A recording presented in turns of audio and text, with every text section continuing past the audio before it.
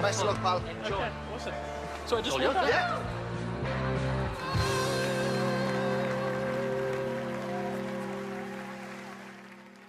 Hello. Hello, how are you? You look happy. I am. I'm quite delighted. Hello. What's your name? My name is Daliso Chaponda. That's an amazing name. That's a Malawian name. Malawian? Yes. So I'm from Malawi, but I live in Manchester. Why have you come on Britain's Got Talent? I've come to make the people laugh. I am a comedian. Oh, and yes! I'm a comedy writer.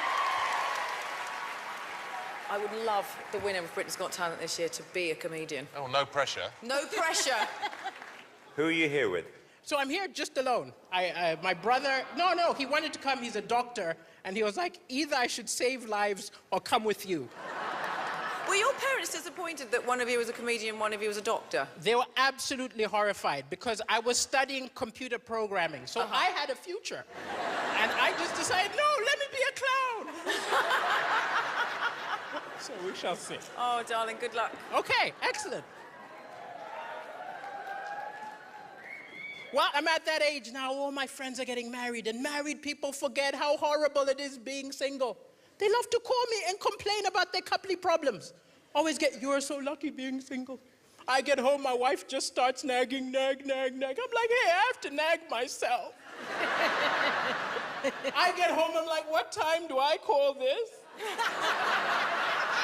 Why don't I ever do the dishes? Sometimes I think I don't appreciate myself.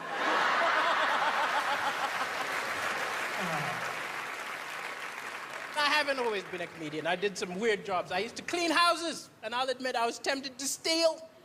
I didn't steal because the Bible says, thou shalt not steal, but nowhere does it say, thou shalt not swap.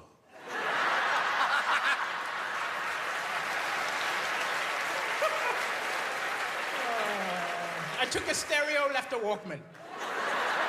Took a plasma screen, left an Etch-a-Sketch. As I mentioned, I am from Africa. I moved here 10 years ago. And immediately I moved here, I heard a lot of British people talking about the financial crisis, the recession. I'm from Africa. What are you maniacs talking about? You call that a crisis? If that's a crisis, where is UNICEF? Where is Bono? I have not seen one save the UK concert. You can tell me it's a financial crisis when there are planes flying over Birmingham tossing fish and chips out the window.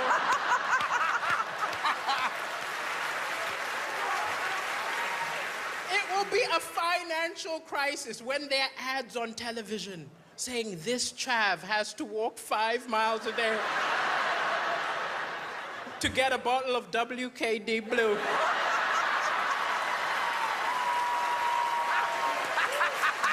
And 100%, you have got a financial crisis when India starts opening call centers here.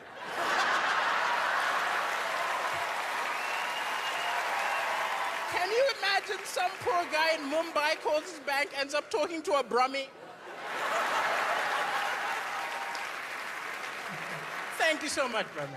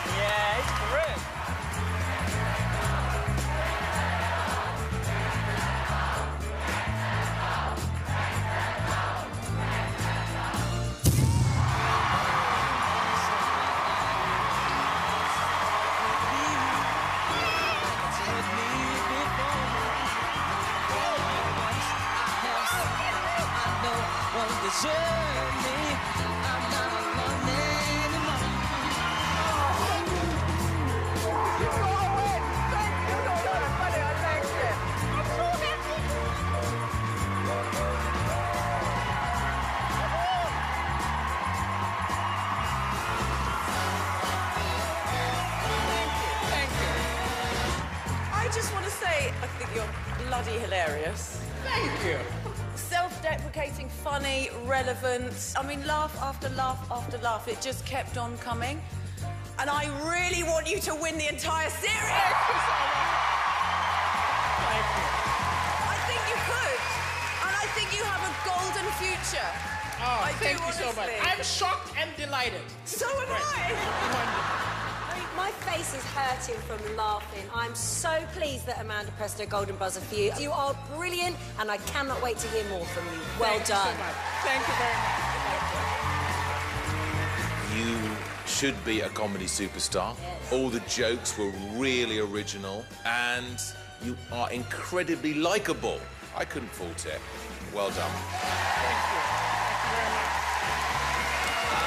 Well, not only do I think you're an undiscovered little star, I could see you owning your own show. Thank you. What you did was so funny and naughty and unique. This is why we make shows like this, to find people like you. Thank you so much. Thank you. Thank you very much. Thank you. Thank you, everybody. Thank you very much.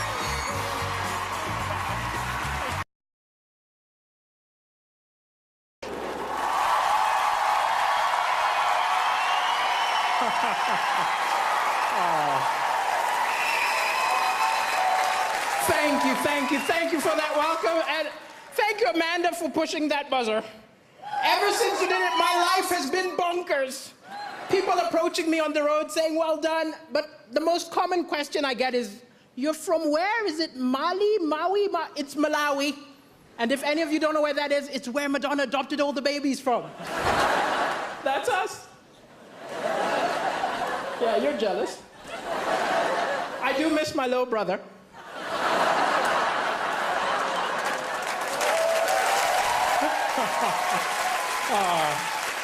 And Angelina took my sister, so. And I've been in the UK a while. I was tricked into moving here. I was tricked because I was watching television and I saw an angry guy came on television and he said, oh, these immigrants take all the good jobs, all the good women. I was like, wow, that's what I'm looking for.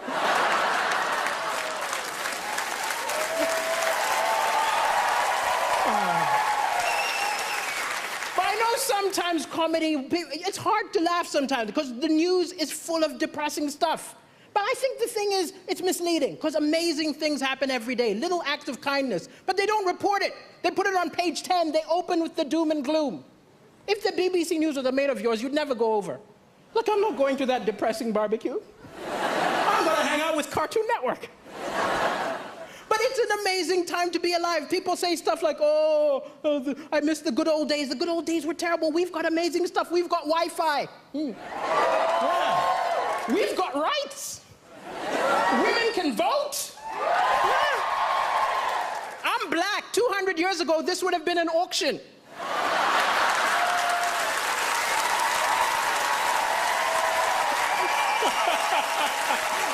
We've come a long way, that's all I'm saying.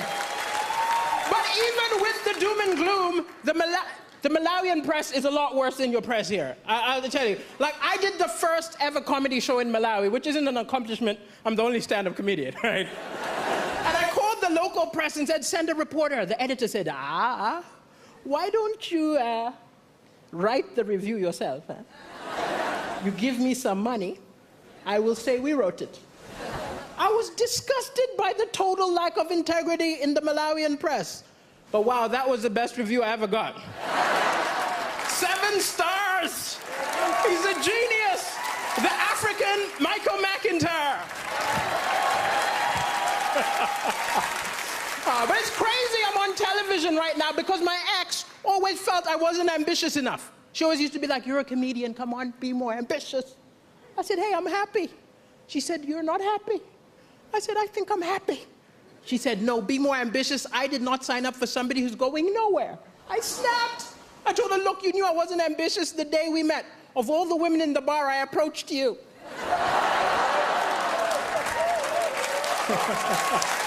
Yeah, you're laughing. I'm single now. And I am looking for love, I'll admit. I'm looking for love, you know, gotta get that citizenship, you know. But it's hard to date on a budget. I remember going for a date and the woman made a lot more money than me, which isn't a problem, we're in the 21st century, but I was ashamed. I remember the waiter came up, assumed I was gonna pay. Put the bill in front of me, I had to go, I'll get the next one. I felt so pathetic watching her pay. I wanted so badly to be part of the transaction. So I just took the change.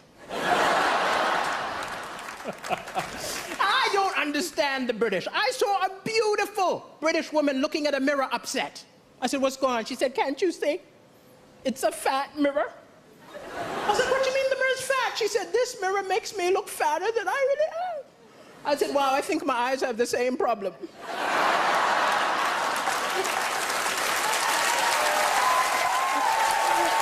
I was not mocking her. Don't be angry with me. It was a cultural misunderstanding. I'm from Africa. It's different. When we see someone overweight, we don't think go on a diet. We're more like, where did you get the food? I think we gotta follow her home. Thank you, ladies and gentlemen. It's been a pleasure. Thank you.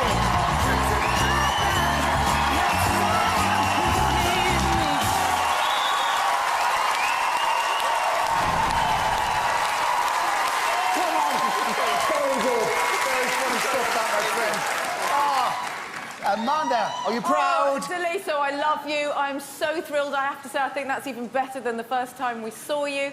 What I love about you, what I think is so important about comedy is that it has to be very near the edge of edgeness. And you were so on the edge that it made us howl with laughter. I mean, it was naughty, it was edgy, it was fresh, it was cool.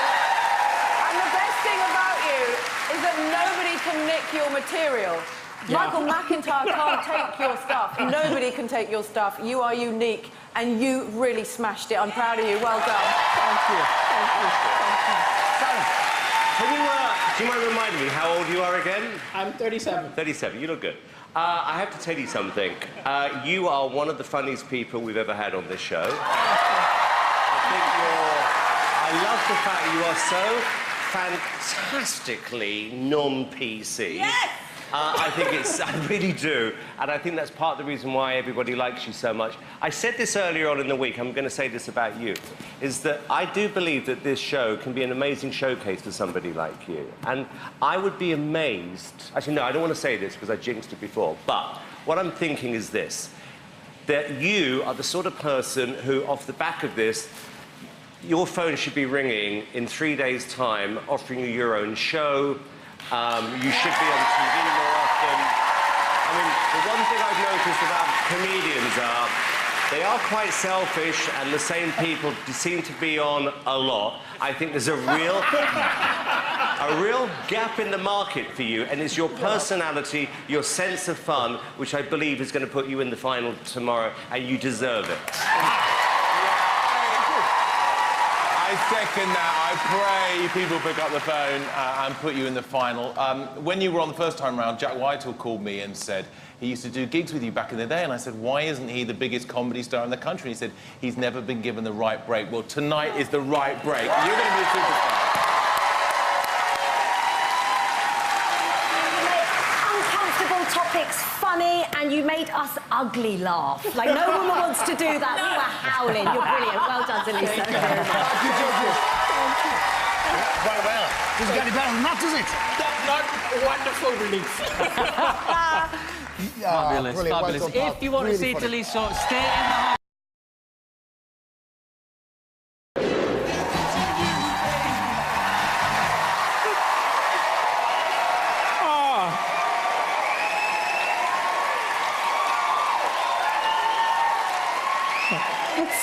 Thank you so much. It's so good to be back. And I just realized you've had Kenya, now Malawi. This part of the show has been sponsored by the old British colonies. But it's been so supportive and so wonderful since I did the show yesterday. People have been coming up to me saying, oh, you were great. You're great. I hope you're better tonight. You were good. You're good. I hope you're better. Which is great, but you could not do this in any other part of your life. Could you go on a date and be like, my ex was really kinky. I hope you're better. But it's hard to be romantic, actually. I remember my ex looked at me once and she said, you know what, Daliso? I would die for you. I panicked. All that came out was, thank you. There was a long, uncomfortable silence. And then she went, would you die for me? I said, I'd take a bunch. And she punched me in the face. And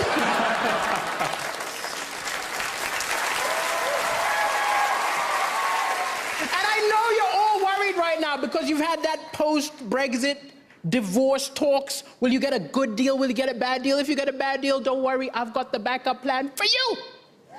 Join the African Union. We'll take you. Think about it. Your money's been devalued. You had MPs fiddling expenses. You're practically African.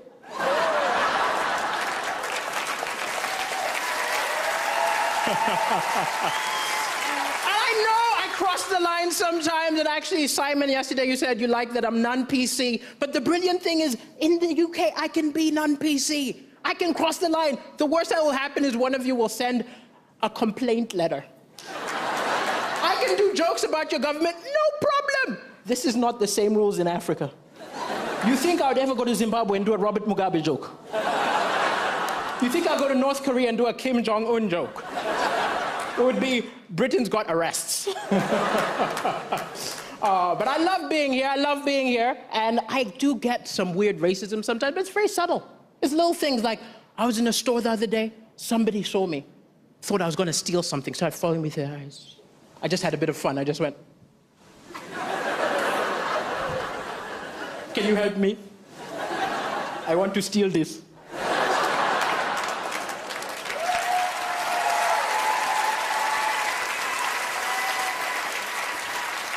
But I'll admit, racism happens in all directions. It's not just white on black. It happens black on white. It happened in my own family. I was so ashamed. A friend of mine from Denmark decided to go backpacking across Africa. He passed through Malawi. Now, a lot of my uncles had seen white people on television, never met one. They got mighty excited. I got a call. He said, hey, your white friend is coming here. Wow. He must stay with me. Don't worry, I can cook rice. I think he figured white people need to eat white food. So I let him stay with my rice uncle, Ben.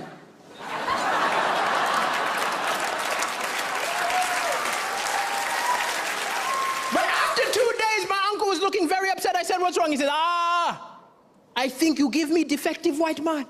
I said, what do you mean he's defective? He said, your friend, he acts exactly like us.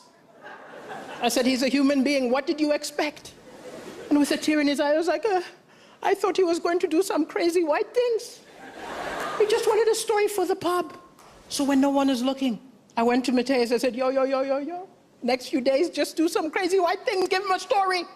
He said, no, I'm the first white man he's ever met. I think it's very important that I don't live up to any false stereotypes. I said, Mateus, you're not paying for food. You're not paying for accommodation. The least you can do is some crazy white things. So he slept with my uncle's wife.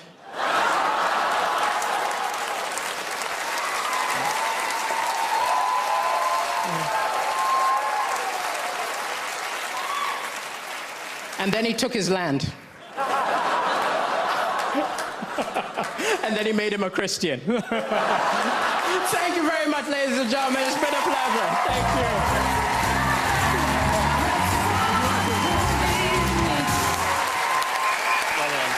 Thank you very much. Well, fella. Thank you so much. Thank you. Amanda, you're going to back. For me, you did it again. I just love that you're so edgy, and I love the politics. I love that you do stuff that I know nobody else can take away from you. You've got such charm, such charisma, real confidence. Lisa, I do think you were nervous tonight compared to the first two performances. I get it, because the stakes are so high. But you are the best comedian we've ever had on this show. You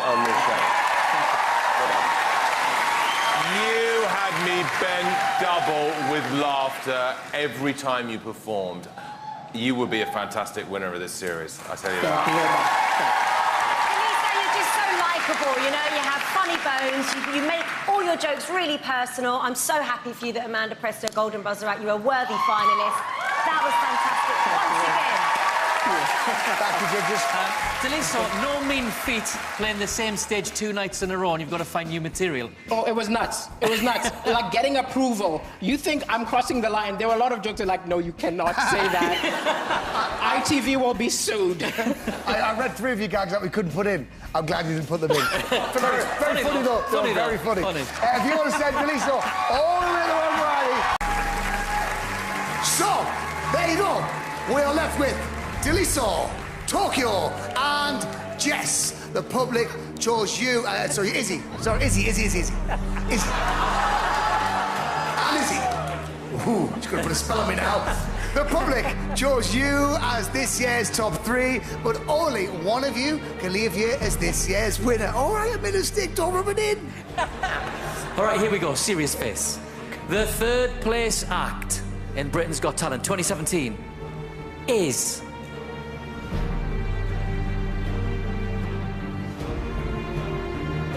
Daliso Chaponda!